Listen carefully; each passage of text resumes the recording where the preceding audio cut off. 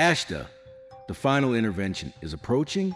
There are moments in history when humanity waits for something it cannot see, a war to end, a civilization to change, a message from the unknown, or perhaps someone to finally arrive.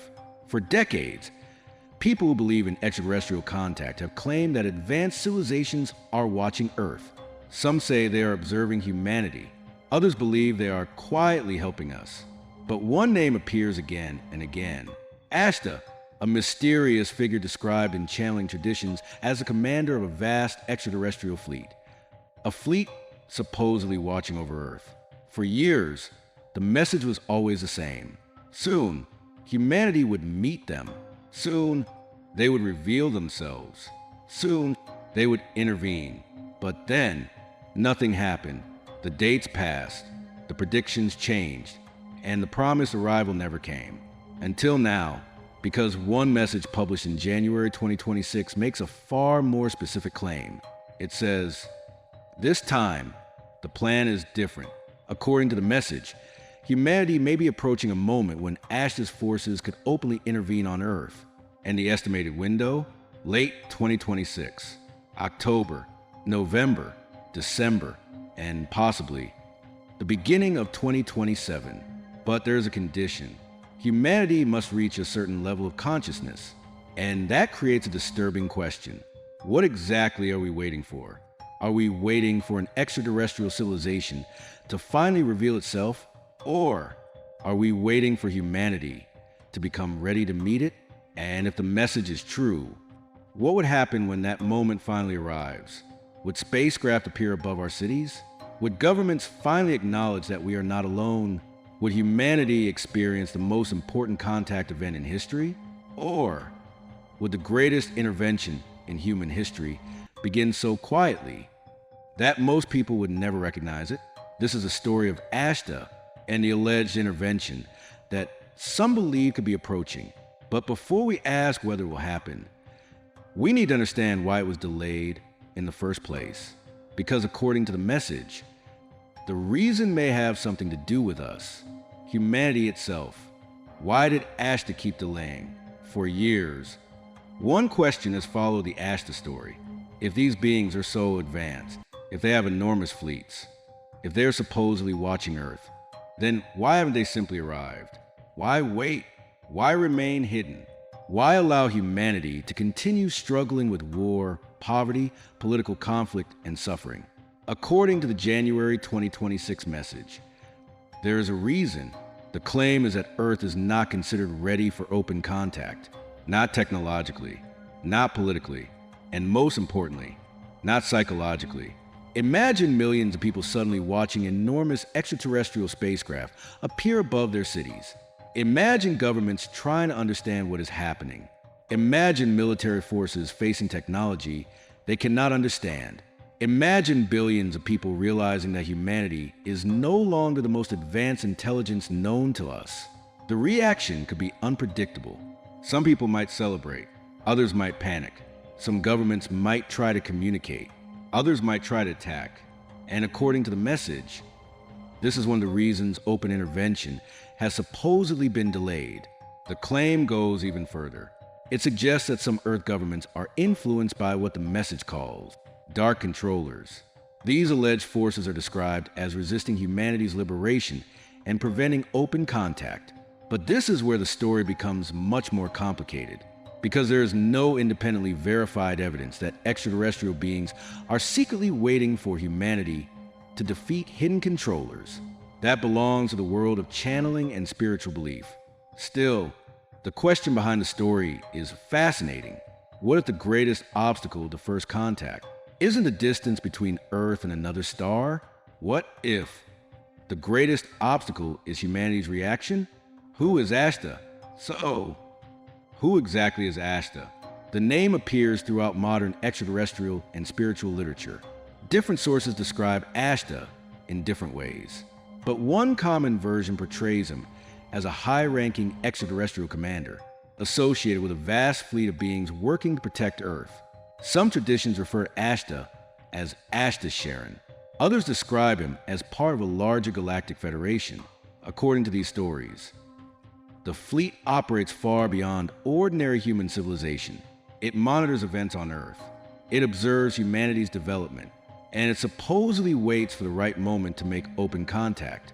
But there is something particularly interesting about the modern Ashtar narrative. He is rarely presented simply as an alien commander. He is often described as a spiritual figure, a teacher, a guide, a representative of a larger cosmic civilization. And this changes the entire story. Because if Ashtar's mission were simply military, the solution would be easy. Arrive, demonstrate superior technology, take control, end the conflict. But the channeling narrative presents a completely different idea. Humanity must participate in its own transformation. The beings from the stars, according to the story, cannot simply solve every human problem for us. They can guide, they can assist, they can intervene, but humanity still has to change itself. And that brings us to one of the most important ideas in the entire Ashtar story, consciousness. Because according to the message, the arrival of the fleet is not determined by a calendar. It is determined by humanity. The Galactic Fleet. Imagine looking into the night sky and realizing that the stars might not be empty. Behind the darkness, there could supposedly be civilizations far older than humanity, worlds that developed millions or even billions of years before us. According to the Ashtar narrative, one of these civilizations is connected to a vast galactic fleet, not a single spacecraft, not one small group of visitors, but an enormous network of advanced beings and vessels, supposedly positioned throughout our solar system and beyond. Some channeling accounts describe massive ships hidden from ordinary human perception. Others describe enormous motherships positioned near Earth. And some stories claim that these ships can appear or disappear, not because they're using ordinary technology, but because they operate through dimensions beyond our current understanding. This is where the story moves from science fiction into something much stranger. Because if such a fleet existed, how could humanity possibly fail to detect it? We have powerful telescopes, space probes, satellites, radar systems, astronomical surveys, thousands of scientists observing the sky every night. And yet, there is no confirmed scientific evidence of an extraterrestrial fleet surrounding Earth. So the Galactic Fleet remains exactly what it is: a claim, a story, a belief. But perhaps that is why it remains so fascinating, because the possibility of an unseen civilization hiding beyond our perception touches one of humanity's oldest questions. What if the universe is already inhabited, and we simply haven't noticed? Why can't they land now? This may be the strangest part of the entire message. According to the Ashtar channeling, the question isn't, why won't they come? The question is, why can't they come yet? The answer supposedly involves humanity's current condition. Imagine an advanced civilization landing openly on Earth tomorrow. Thousands of cameras would immediately record it. Governments would react. Military forces would mobilize. Religious institutions would respond. Markets could panic. Social media would explode. And billions of people would demand answers. Who are they? Where did they come from? What do they want? Can they be trusted? Are they peaceful? Are they dangerous? And what happens to human civilization when humanity suddenly discovers that we are not alone? According to the message, this is precisely why open intervention must happen at the right moment, not because the visitors are incapable of arriving, but because humanity is supposedly not ready to handle the consequences. And there's another fascinating idea. The message suggests that shortly before open intervention, some human light workers may experience private meetings or contact. In other words, the first contact might not happen in front of millions of people. It might begin quietly, with individuals, with small groups, with messages, and only later could the wider population become aware. But again, there is no verified evidence that these private meetings are actually occurring. For now, they remain part of the channeling narrative, the dark controllers. But every story about light eventually creates a shadow. In the Ashtar narrative, that shadow is represented by what the messages call the dark controllers. According to the claim, Powerful hidden forces have influenced human society for generations. They supposedly benefit from fear, division, conflict, control, and ignorance. And according to the message, these forces would resist any open extraterrestrial intervention. Why? Because contact could change everything. Imagine humanity suddenly receiving technology capable of transforming energy production. Imagine medical technology far beyond anything currently available. Imagine access to information about civilizations beyond Earth. Imagine humanity discovering that some of the world's oldest assumptions about reality were incomplete. Such knowledge could completely transform civilization. But there is a darker possibility. What if humanity wasn't ready for such power? What if advanced technology could be used for destruction? What if governments competed for access to extraterrestrial technology? What if nations fought over who controlled the new information? This is where the Ashtar story becomes less about aliens and more about human nature. Because even if extraterrestrial technology existed, the question would remain, would humanity use it wisely, or will we turn something extraordinary into another reason to fight? The Dark Controller narrative may be spiritual mythology, it may be symbolic, or it may simply represent humanity's fear of hidden power. Either way, the underlying question is real. Who controls powerful technology? And what happens when that technology changes the balance of power?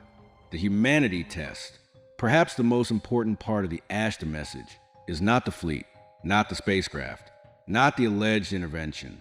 It is the test. Humanity, according to the message, the fleet is supposedly waiting for humanity to reach a certain level of consciousness. But what does that actually mean? Does it mean becoming spiritual? Does it mean becoming peaceful? Does it mean abandoning war? Does it mean learning to cooperate? Or does it simply mean becoming mature enough to understand that we are not the center of the universe? Think about humanity today. We can send spacecraft beyond the solar system. We can manipulate genes. We can create artificial intelligence. We can observe galaxies billions of light years away. We have incredible technology, and yet we still struggle with some of the oldest human problems: war, fear, greed, division, hatred, power. Perhaps that contradiction is exactly what makes the story interesting. We may be technologically advanced while remaining psychologically primitive. Maybe humanity's greatest challenge is not reaching another planet. Maybe it is learning how to live peacefully on this one. And if an advanced civilization were watching us, perhaps that is what they would judge us by. Not our weapons, not our wealth, not our technology, but our ability to cooperate. October 2026. And now, we arrive at the date that makes this story so unusual. October 2026. According to the message published by Era of Light, the current estimate for humanity reaching the required level of consciousness is somewhere between October and December 2026. If that estimate is correct, then we are already approaching the beginning of the proposed window. That changes the atmosphere of the story, because this is no longer some distant prediction. It is a date within the same year. But there is something we need to remember. Predictions are not evidence. A date written in a channeling message does not make the event inevitable. History is full of predictions that never happened. And the Ashtar narrative itself acknowledges that previous soon messages were followed by delays. So what makes this one different? According to the message, the difference is commitment. The claim says that previous delays happened because the conditions were not considered acceptable. But this time, the plan is supposedly already established. And if humanity reaches the required consciousness, open intervention could follow. Maybe October, maybe November, maybe December, or perhaps nothing will happen at all. And that possibility is just as important, because when the date arrives, we will have something that the story currently lacks. A test, reality. What would happen if they actually arrived? Imagine this. It is an ordinary morning. People are going to work. Children are going to school. Airports are operating normally. Millions of people are looking at their phones. And then something appears in the sky. Not a small light, not a distant object. A massive structure. Silent, enormous, clearly artificial. And then another appears. and another across different parts of the planet. People begin recording the same phenomenon. Within minutes, the entire world is watching. Governments make emergency announcements. Scientists begin analyzing the objects. Military aircraft are launched. News networks interrupt their programming. And then, every television screen goes dark. Every phone begins showing the same message. We are here. What would happen next? Would humanity panic? Would people celebrate? Would religions interpret the event differently? Would governments attempt to negotiate? Would militaries attack? Would the world unite? Or become even more divided? This is a scenario hidden behind every first contact story. The arrival itself may not be the most dangerous moment. The reaction could be, because humans fear what they don't understand, and an extraterrestrial civilization would represent the greatest unknown humanity has ever encountered. Perhaps the real challenge of first contact would not be meeting them. It would be meeting ourselves. While they are watching, the first message, according to the era of light message, there is another possibility. The fleet could supposedly communicate with humanity through existing technology, phones, televisions, broadcast systems. Imagine millions of screens suddenly displaying the same unknown face. No hacking group claims responsibility. No government admits involvement. No explanation appears. Only a message. And perhaps the first words would not be, "We have come to conquer you." Maybe they would be something much simpler. "We have been watching." Or, "You are not alone." Or perhaps, "We cannot do this for you." That final possibility may actually fit the philosophy of the Ashtar message better than anything else, because throughout the narrative, the extraterrestrial beings are not presented as humanity's replacement. They are presented as guides, assistants, observers, a civilization that supposedly wants humanity to build its own future. And that creates a fascinating contradiction. If humanity needs extraterrestrials to save us, then have we really evolved? Perhaps true intervention would not mean aliens solving every human problem. Perhaps it would mean giving humanity the opportunity to solve them ourselves. Are we really ready? Maybe the most important question isn't, will Ashtar arrive? Maybe it is, what would we do if something like that actually happened? Would humanity be ready? Would governments cooperate? Would scientists be allowed to investigate without political interference? Would people remain calm? Would religions adapt? Would nations put humanity before national interests? Will we finally understand that the divisions we created on Earth might look very small from the perspective of another civilization? Perhaps that is the real meaning behind the story. Maybe the date doesn't matter as much as the question. October 2026, November, December, January 2027. Maybe nothing extraordinary will happen. Maybe the predictions will pass, just like so many predictions before them. Or maybe something unexpected will happen, something humanity isn't prepared for. A signal, a discovery, a strange object, a new piece of evidence. Or perhaps one day the sky really will change. And if that moment comes, we will have to decide what kind of civilization we are. A civilization that responds with fear or curiosity. A civilization that chooses conflict or cooperation. A civilization that demands control or seeks understanding. Because perhaps the greatest test was never waiting for the visitors. Perhaps the test was waiting for us. Maybe Ashtar is real. Maybe the Galactic Fleet exists. Maybe these messages are simply spiritual beliefs created by people searching for meaning. Maybe there's another explanation entirely. We don't know, and until evidence appears, we shouldn't pretend that we do. But there is something we can know. Humanity is looking toward the stars. We are building better telescopes, sending spacecraft into deep space, searching for life, listening for signals, and asking the same question our ancestors asked thousands of years ago. Are we alone? Maybe one day we will finally know. Until then, the countdown continues, not necessarily to the arrival of Ashtar, but to the moment when humanity discovers what is actually waiting beyond the darkness. This is the Crystal Mind. We first listen to the story, and then we look behind it to discover what might actually be true.